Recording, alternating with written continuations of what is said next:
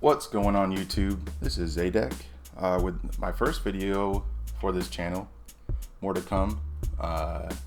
Hopefully. We'll see how this goes.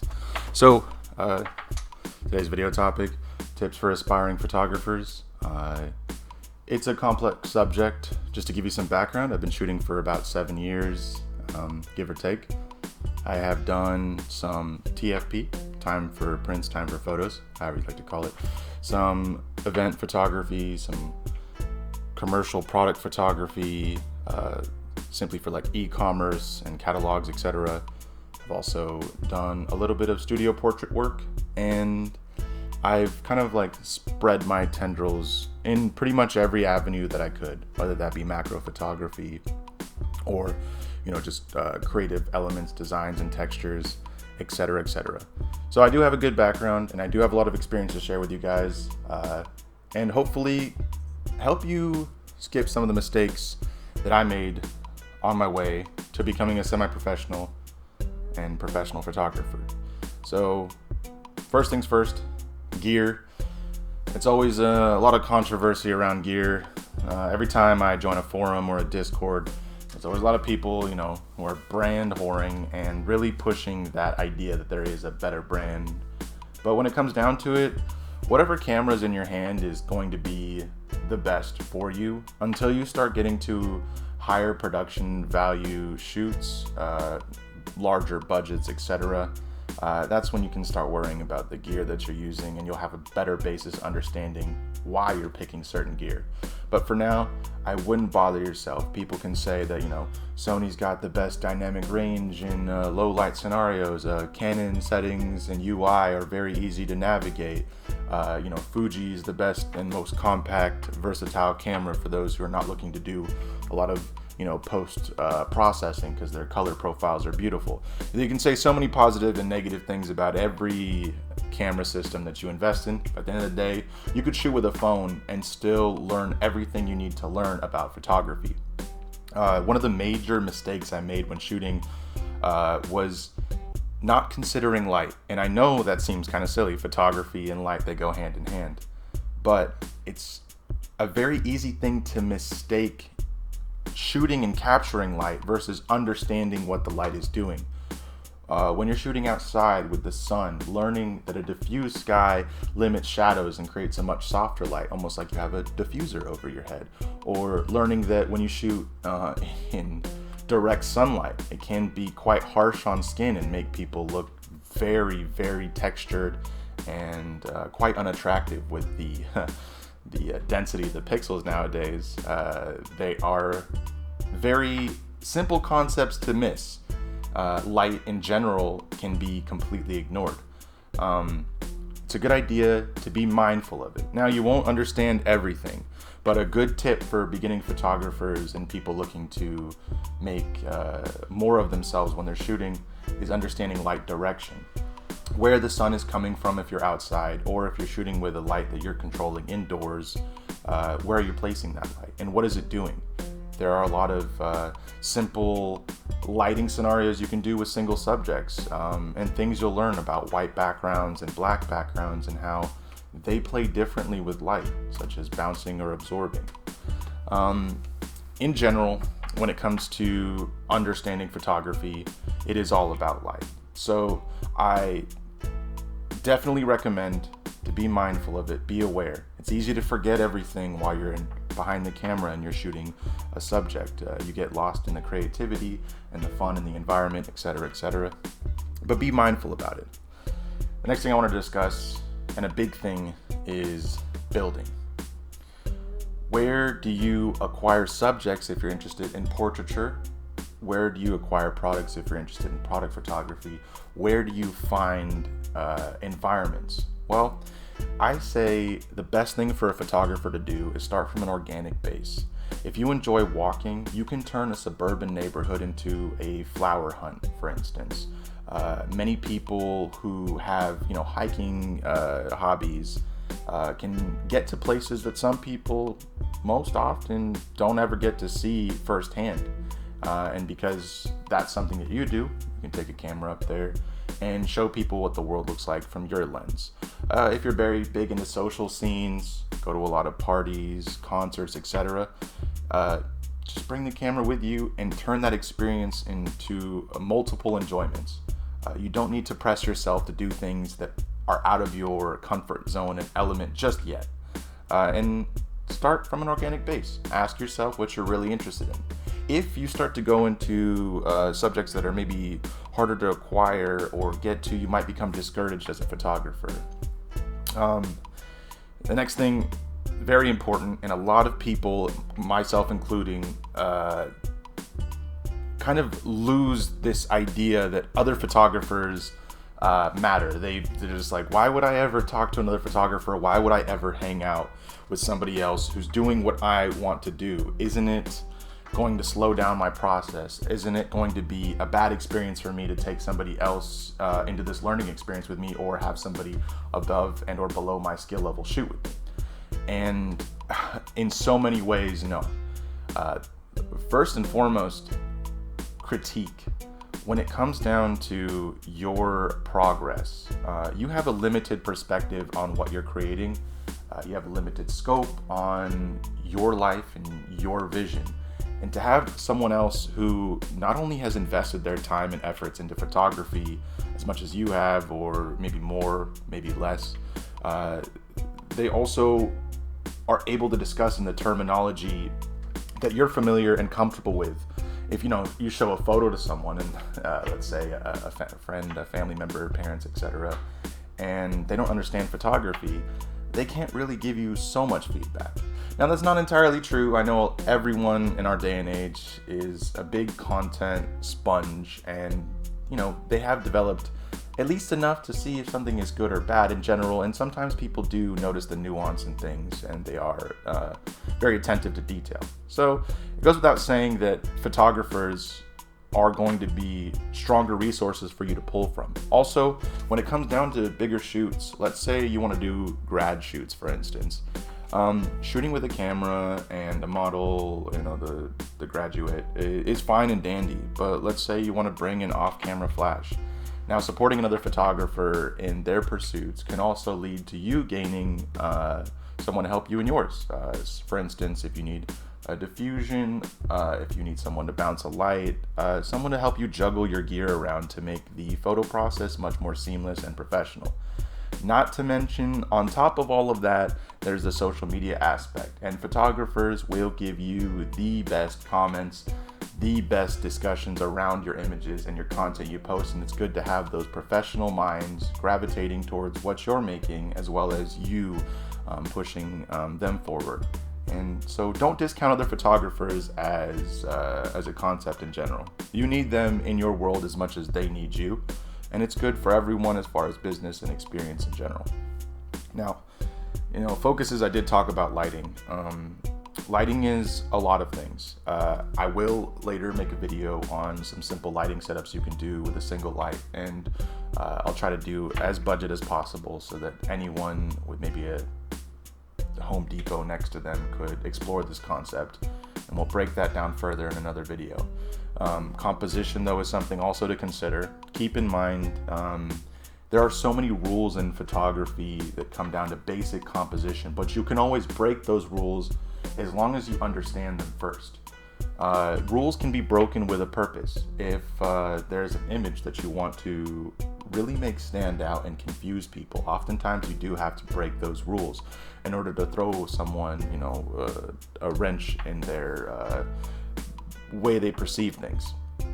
As well as a big focus is editing and color correction. Some people get lost in the sauce. There's so many dials. I use Lightroom personally and Photoshop for a lot of my editing and color correction. But there is no right or wrong when it comes down to art. There is only your audience and how they perceive your work. So don't put yourself in this mindset where you have to create for others unless you're trying to create for others in the sense that you want to become marketable, in the sense that you're looking to showcase your ability to capture a specific style or work type. It is not important for you as a creative when exploring photography to hone in on anything in particular, but when you are collaborating and creating works with other people, there are expectations for some things to be a certain way. There is an element of this idea that you just kind of have to make do with what you have a lot in photography. As far as improvise, you can run across a lot of issues in a shoot that will hurt all of these concepts. Maybe you go out and it's raining and you have to stay indoors. Maybe there is limited light because you're between buildings, and the lighting scenario will have to change to reflect that. You'll have to think on the fly. As far as composition, maybe you're in a tighter space and the ability to produce a full body shot isn't necessarily possible with the equipment that you have. And then at the end of the day, when it comes down to editing and color correction, sometimes your environment really affects the way your computer looks. I do recommend getting a computer that has a good color gamut and also a color corrected monitor. If you don't have the ability to get a monitor that's able to have color calibration, you could invest in hardware like the Spider X Pro. Not sponsored by them, but I do use them. They'll simply take an ambient room light that you're editing in, as well as your screen settings, and make you a profile that fits that environment. Some things that photographers forget when they're editing is that if there's a very warm light in the room or very cool light in the room, that changes how you actually see the light coming from your computer, and can be often mistook for a good edit, and then it comes out nothing like you had imagined, nothing like you've seen. As well as your brightness, etc. There's a lot of settings that essentially mess with the overall ability for you to translate the image you're seeing to other platforms more seamlessly and more from your perspective, what you had originally intended. But keep focus on your pursuits. A lot of people become discouraged for many reasons, whether they run out of ideas, they don't have that creative burst of inspiration. As long as you have your equipment on you at all times, you're going to find more opportunities to shoot.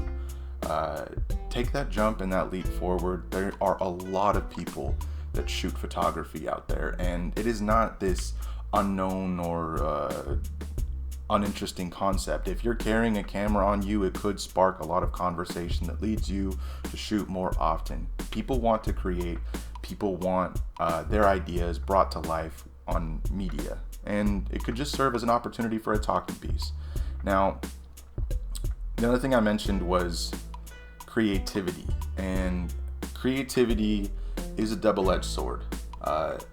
Mind you, it is one of the best things for a photographer to have in their wheelhouse, this ability to access this brainstorm pool of ideas. However, it could be a hindrance for some who push too far into their ideas and imagine this grand concept and don't have the resources or capabilities to reach that vision just yet. Now, it is good to be mindful of how complicated things are. Never view something as simple or easy until you've done it yourself and know the whole process. This mindset that things can be easy and also not done by you limits your scope and awareness when it comes to finishing a project to completion, noticing subtleties and little flaws when in the pursuit of this idea or this perfect concept that you're trying to create can be very limiting to you as an artist if you come in with a mindset that's very cocky. There is a lot of hiccups you'll experience. Everything in light is very complicated, and the environment, the person you're working with, the time of day can all come down to affect this image and put a hiccup in your plans when you're trying to recreate a concept or pulling something from your imagination into fruition. Also, as well as the post-processing and et cetera, et cetera. The last thing I'd like to talk about is self-criticism and sometimes self-destruction. There is a process in which all artists are familiar with that they call their workflow. When you have an environment that you feel comfortable in, whether that be your room or a studio, whether that be a coffee shop, etc., you're going to create with more energy and more passion, it helps. So always find a place for yourself to do that. I'm saying this because frustration can develop during the creative process, and a lot of self-destruction can happen during these times when you're creating, when you're editing, when you're viewing photos. Look for the beauty in things first. Don't try to bog yourself down with little subtle issues when viewing a project. It is a matter of fact that nothing is perfect, and the environment around you is uncontrollable at times. Look towards your work with an eye of someone who isn't judgmental about what is being presented. Rather, look to how you can improve on techniques in the future. It is fine to see the error in things, of course, but to scrap an entire shoot simply because you as a photographer felt as if you failed is also doing something counterintuitive to photography. Sometimes we create and take images that aren't necessarily perfect, but as a photographer, some of your work and some of your best work will come from accidents and mistakes that you have flipped the narrative on to make into a much more idea-oriented project.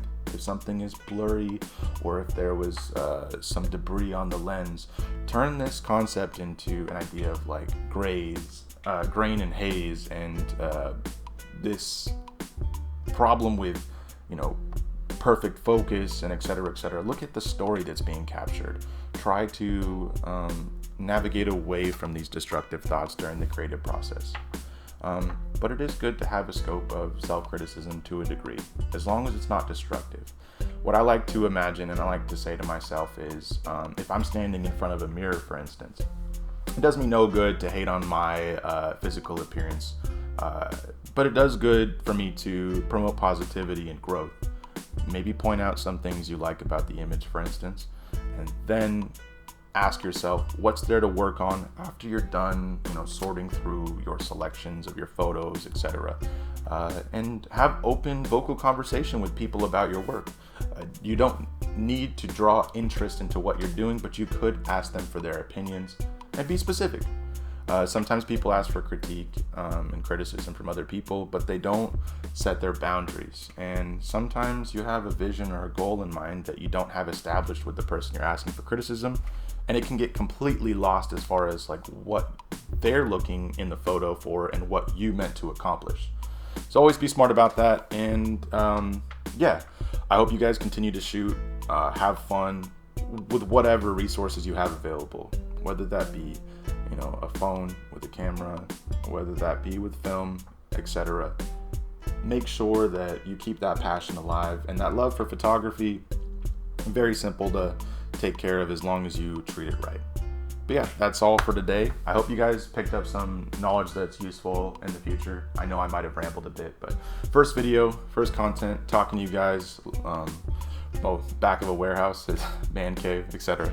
But anyways, I probably don't have an outro, never made a video, so that's it.